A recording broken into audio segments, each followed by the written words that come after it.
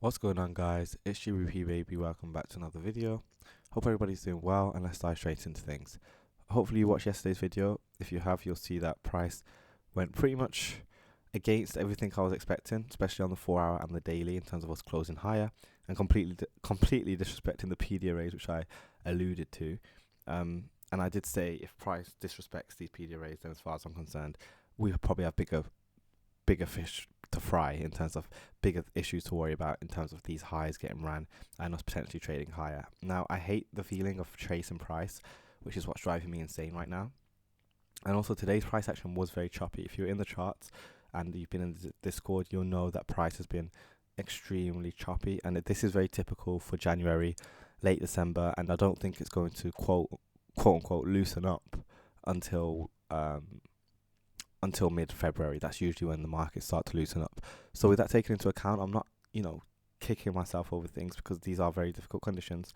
However, it is unfortunate that price didn't deliver as expected. So you can see how price traded higher. Again, a lot of back and forth price action. We rallied exactly where I expected in terms of the buy side. Came down the way I expected in terms of towards the Sunday open price. However, then reversed again during the New York session and started to trade on higher and has continued to do so. So if you remember, I spoke about this being a breaker. We've traded through this breaker now. So this is no longer a breaker, as in it's not doing its job. It done its job during the London session. That was beautiful. I was happy with that. But as soon as it got to New York and we traded through it, especially the midpoint, that's when it disqualifies it as a breaker. We can still use it in terms of it being a bullish order block, as in this will be a reclaimed bullish order block in that if we traded through it on the upside, when price now uses it again, we expect it to act bullishly. So we simply just reverse its rules. And what we can look at is we can split it up similarly. Obviously, we've already looked at the 50% level, but what I'm going to draw attention to is going to be the 25% level. This is assuming we are going to get continuation to the upside. But like I said, I hate to chase price, and these market conditions are just not it, guys. I haven't seen this. There's been more chops in this market than a butcher, as I said in the Discord. Make sure to join the Discord, guys. All the links are in the description. But yeah, really not ideal. Not my strongest of weeks by far. But nonetheless, if we're going to get a continuation to the upside, this 25% level, which I've just delineated, is where I want to see price pull back into. So just for reference sake, I'm going to get rid of a few things because it is getting a little bit messy. I'm going to get rid of this here. I'm going to get rid of this box as well. I'm going to keep this level because this is the lowest I don't want to see price trade if we are to remain bullish tomorrow. And then I'm going to get this daily divider up for Thursday. Move this like so. And like I said, price is just continuing to rally higher. Now we do have some high impact news on the weekend. A lot of high impact news, actually. I didn't even realize we had so much. So on Friday, sorry. So with that taken into account, it's already an interesting week in terms of the range we've created. We created a low. We created a high, created a low. We're still within that range, but in the very high premiums of that range. One thing that is definitely catching my attention is this wick that we're trading in currently. So between this close and this high, I'm going to be paying close attention to this. It'll be interesting to see if we can reach the 50% level off this wick, which is what we call mean threshold. And I would like to see how price treats that. If price fails to trade through it and close above it, then we might expect that we might get another pullback into the range. But this is where I'd expect price to want to stop or draw towards in terms of how aggressively bullish we are remaining. Again, I don't like chasing price, but this will be my next target for price. It wouldn't necessarily be these highs, but these are the next PD arrays which I see in the premium. So that 50% level specifically would be what I want to see price tap into before any kind of potential pullback.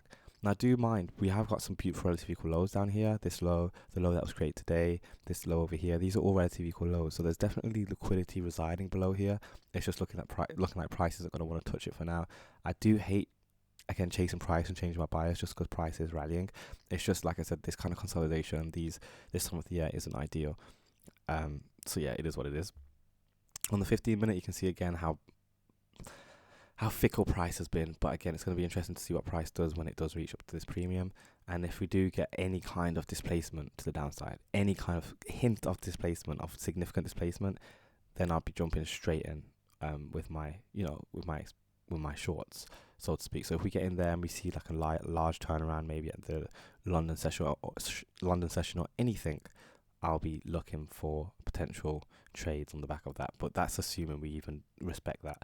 And like I said, a lot of my PD arrays this week have already been disrespected. So this week is already against the grain in terms of my bias, which, you know, makes it quite a weak week. So if you're going to be trading this week, well, or if I'm even going to be trading this week, which I probably won't now, it's very low risk, just because, yeah, it's difficult.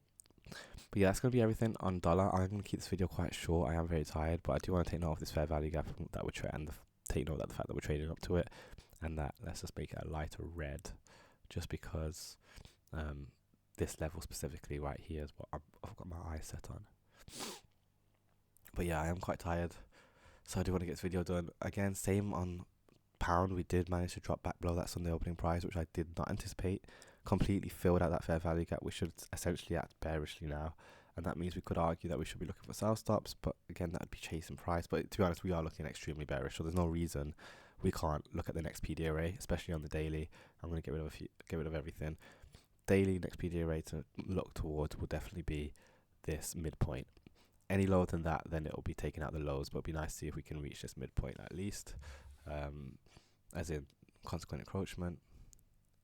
Let's go to the 4 hour, and you can see price just been rolling over and down into that, which is also a bullish order block as well. So there's a reason as to why price may want to get down there. It'll be interesting to see if we do get any kind of reaction off that range. If we do, then we'll likely end up in a consolidation back within the range, which is completely fine. There's also a large wick here as well, and you could argue that's a breaker, but there's definitely mitigation, low, high, higher, low expansion. So we can argue that this is a mitigation level. This large wick, this is the 50% level of that as well. So that's why I want to see price draw down towards, and if anything, that's why I want it to essentially stop. I hate using the word stop in the markets. I'd rather just say, you know, reach or, you know, achieve. So that's something to take note of, but you can see that price is moving quite nicely down towards that. And then maybe next week, or on the back of all that high impact news that we have on Friday, we'll see some large expansion off the back of it. So I don't want to speak too soon, but that's where I'm expecting price continue to drop down towards, in line with dollar, you know, rallying up into that 50% level of this large wick into that premium. Because I doubt, like I said, I said this yesterday, I don't want to see this high get taken. It can, but I just don't want to see that get taken, man. Because if it does, I'd expect it to run very, very aggressively higher, which is fine. It's just not in line with my high time frame bias. But you know, you can see I'm holding on to my bias. I am being very, I'm being very stubborn with it, and that is one of my weak points. I'd say I am very stubborn with my biases, and I will hold on it right to the end of the week, even if, you know, price looks like it's doing the opposite thing. And that's just because there's manipulation in these markets, and, you know, I don't want to jump the gun, but make sure to join the Discord anyway, guys. I'm active in there, and we can always share our feelings and discussion. So we're going to finish up on Euro USD. You can see we obviously dropped down into this fair value gap range. Now, what was nice is that Euro did respect, when I say respect, it's filled that range which I spoke about, this red box, this fair value gap. I wanted to see it get filled. We did fill it in the early hours, and then, like I said, it came back up into clear consolidation, and we've left it again, and you can see we're still in that itty bitty consolidation. So again, not the cleanest of environments. I'm not having a good time here, guys. It's not the nicest, and I do remember there's been times like this before. The markets aren't the best, so I don't tend to kick myself over it. But again, similarly to dollar, I'm looking at the 50% level of this large wick, and if we do run out that low, then I'm going to be thinking about these lows. But it's just, honestly, with the amount of high impact news we have this week on the Friday, at this point I just want to stay on the sidelines until next week. Like I said, it'd be nice if price does bounce off of this, and, you know, we get a reverse and price pulls back into the range. Again, beautiful relative equal highs up here. There's reason as to why price would want to get back up there, but just in general, yeah, I don't think I'm going to be trading until next week. I'm going to probably stay on the sidelines. So I hope that all makes sense, guys. Yeah, interesting week. Just very, very, look at this, disgusting. I'd hate to be in this. Anyone that was involved in this, God bless you, because what in the world? And it's unfortunate, because I did say, I was saying yesterday, Euro's going to be the one to trade, and then look at it, you know. So you know, these things happen. It is what it is. This is the essence of the market, I guess. But anyway, don't forget to drop a like, drop a comment, smash subscribe, join the mailing list, join the Discord. All of those links are in the description, and I'll catch you guys tomorrow. Peace.